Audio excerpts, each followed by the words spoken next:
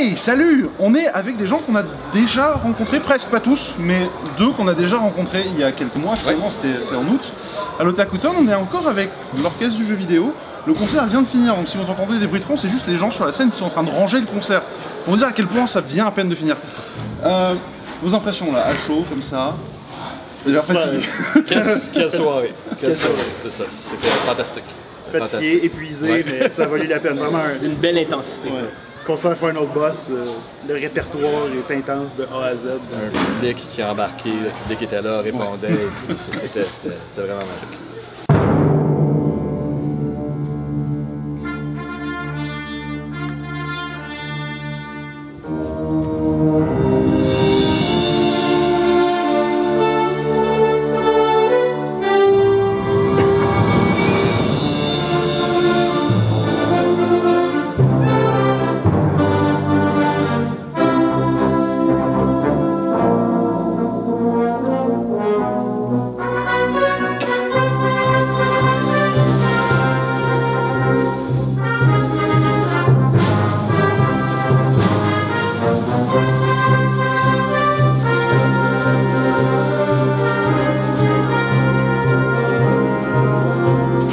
Je le présente rapidement quand même, mais c'est le nouveau chef d'orchestre de l'OJV, qui nous a fait un magnifique discours au début du concert, on a vraiment bien ri, où il nous a fait quelques blagues et il nous parlait d'intensité. L'intensité était effectivement là ce soir, le public était incroyable.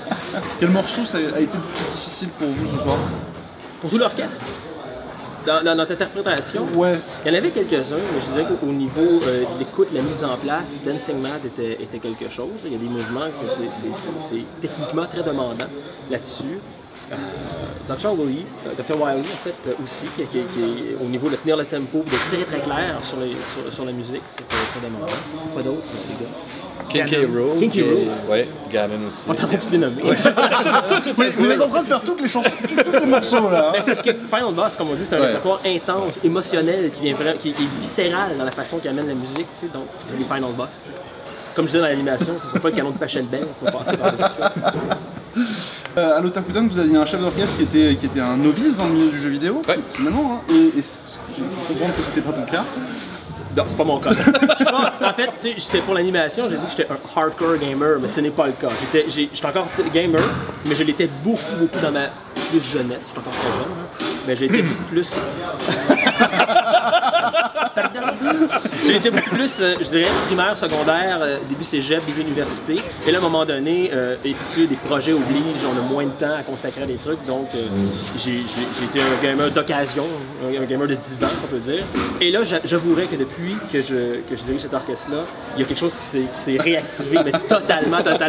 Je viens juste d'ailleurs d'acheter une Wii U cette semaine.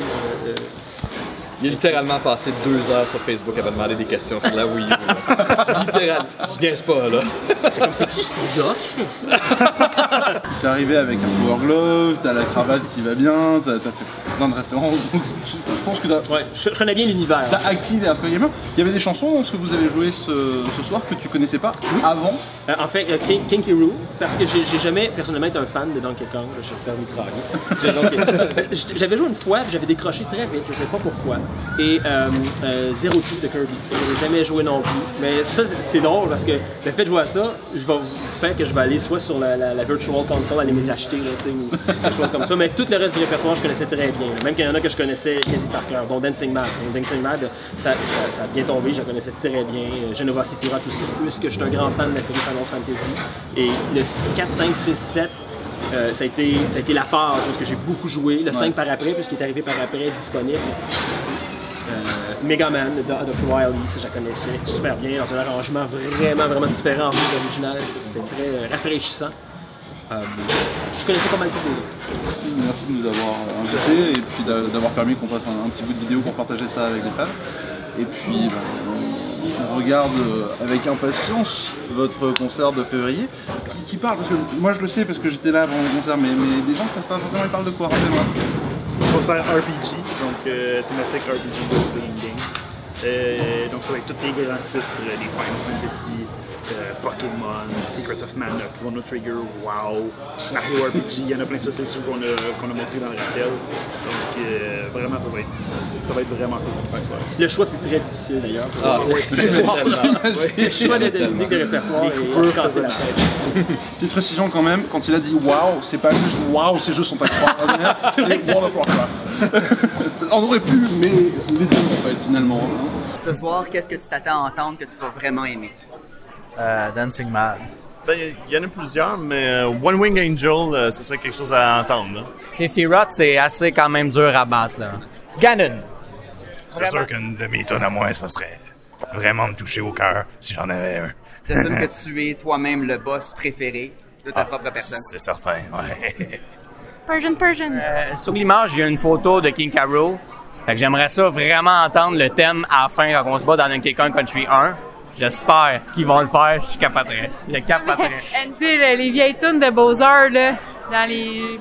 genre sur la NES ou quelque chose de Dans même, la nostalgie. là. Ouais, ça serait pas pire. C'est bon. Ou du Zelda, naturellement. Dancing Mad. Oui, Dancing Mad 2. Je fais avec Bowser.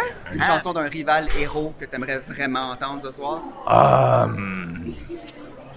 Non, honnêtement, je préfère juste entendre parler de moi-même. Merci. Merci.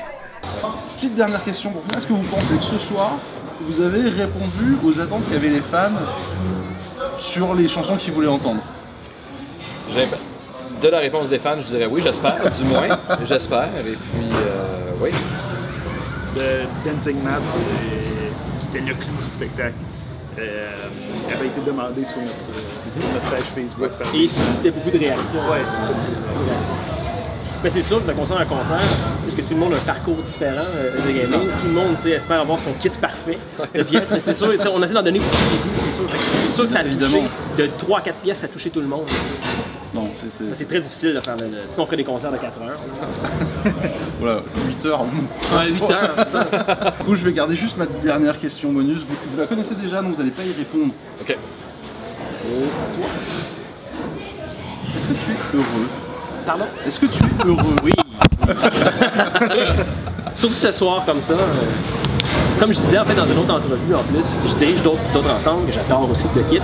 Mais ici, avec l'alliance de la direction, de la musique, de la composition, l'écriture et de la musique de jeux vidéo, il y a comme un petit edge, excusez-moi le mot anglais, là, qui s'installe, qui c'est pas plus que les autres orchestres de Kit, mais c'est quelque chose de complètement différent qui fait que je plonge encore plus. C'est parce que c'est des musiques qui me touchent, je veux pas. Super. Merci beaucoup à tous les trois. Merci. Et puis à bientôt.